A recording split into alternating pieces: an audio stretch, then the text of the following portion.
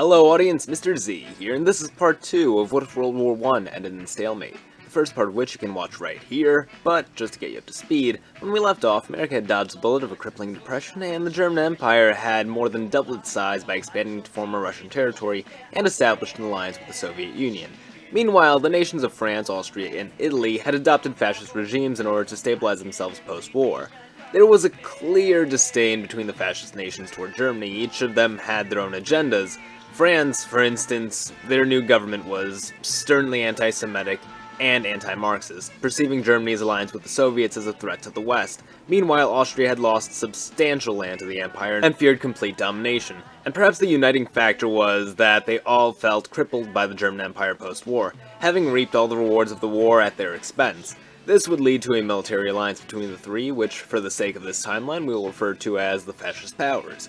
Their goal, the fall of Germany and the conquest of their lost land. Likely either France or Austria would be the initial belligerent, invading territory used to claim as its own, gaining enough ground to encircle the German Empire.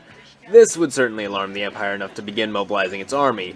A strike wouldn't be made until the three armies could mount a coordinated attack, as each nation individually would be no match for Germany, and these three nations aren't exactly renowned for their military prowess. In order to completely encircle Germany, Italy and France would need to invade and occupy neutral Switzerland and Belgium, forcing Germany into military action. The invasion and occupation of these two peaceful nations would likely spark Britain to declare war upon the fascists, as Belgium was an important port, and it could not use that port if it was occupied by fascists. This war would soon come to be perceived as the war of the fascists against the empires. With fascism stretching from Portugal, Spain, Italy, France, and Austria, the ideology was becoming a serious threat to the stability of Europe.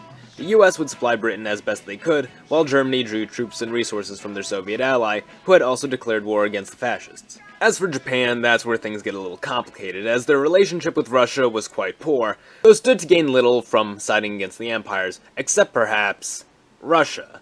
There are two ways this could play out, and they both end rather similarly. Either Japan avoids the war, focusing on their war with China, and is eventually forced into the war after attacking either Australia or the US for dominance in the Pacific, or Japan allies itself with the fascists for the sake of a stake in Russia post-war, and ends up facing both German, American, and Soviet forces, after inevitably attacking the US for dominance in the Pacific. Because, folks, Pearl Harbor was a threat to Japanese expansion. Regardless of who they sided with, Pearl Harbor would have been inevitably attacked. This either leads to two separate mass wars globally, or one alternate take on World War II. And to keep things simple, we're just gonna say Japan allies with the fascists so we can officially call this an alternate World War II. Things in the Pacific would play out mostly identically to our timeline, so let's just focus on Europe for the moment. Europe's south would have fallen to fascist regimes across the board. However, Britain and Germany managed to claim the north of France and all of Austria, liberating Switzerland and Belgium. A coordinated invasion of Italy would be made by German and American forces, while Britain expands into France, eventually bringing an end to the war. However, not everything is peachy. Britain, taking this as an opportunity to conquer its old rival and set an example for the remaining fascist regimes, would install a puppet government in France while gradually assimilating it into its empire. Germany, meanwhile, would take this as an opportunity to assimilate Austria into its borders, under the guise of keeping a watchful eye on the fascist states south of its border.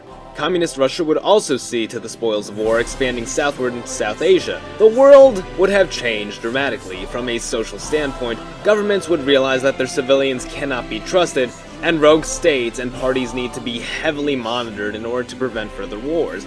Imperialism would see a return to policy, as the US occupation of Japan never ends, and the German and British empires dominate Europe, with Russia and the US each expanding in their own sectors, being seen as empires in every way but by name. Essentially, the world is dominated by the US, Russia, Germany, and Britain, who for the most part have a loose alliance. However, what happens next is anyone's guess.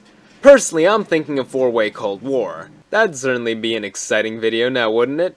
But I think that's where I'm gonna end today's video. Thank you all for watching. Be sure to like the video if you enjoyed it, and subscribe for more. Mr. Z, out.